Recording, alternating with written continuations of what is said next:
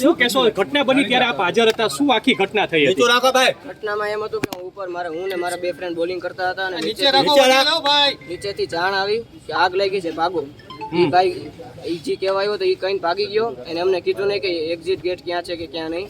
અને પાછળ ladies staff હતો એને બી ના કીધું, એ એની રીતે ભાગી ગયા. અને જ્યાં મેઇન ગેટ આવવાનો હતો એન્ટ્રીનો, ત્યાંથી ફૂલ ધુવાણાના ગોટા આવતા હતા, ત્યાંથી એમ ભાગી શક્યા એમ હતું નહીં. નીચે ફૂલ આગ લાગી ગઈ હતી.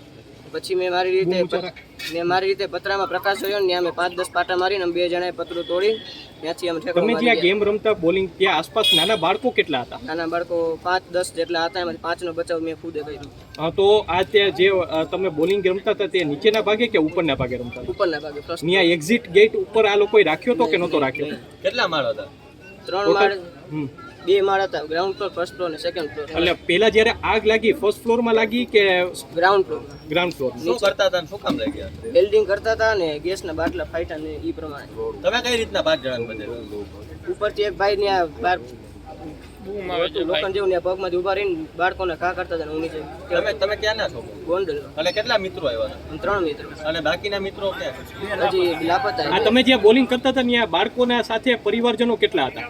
બધા સાથે પરિવારજનો હતા. કેટલા અંદાજે લોકો? શું અંદાજો છે? અંદાજિત કેટલા લોકો બહાર નથી નીકળી શક્યા? 70 જણા કુલ હતા આખા ગેમ ઝોનમાં અને એમાંથી 50 જ્યારે આ ઘટના સામે આવી તમારામાં ભયનો માહોલ કેવો હતો? કારણ કે દુઃખદ ઘટના થઈ છે, કેટલો ભય હતો કે બહાર નીકળવું મુશ્કેલ, તમને પણ ડર લાગ્યો હતો? હા, ડર લાગ્યો હતો.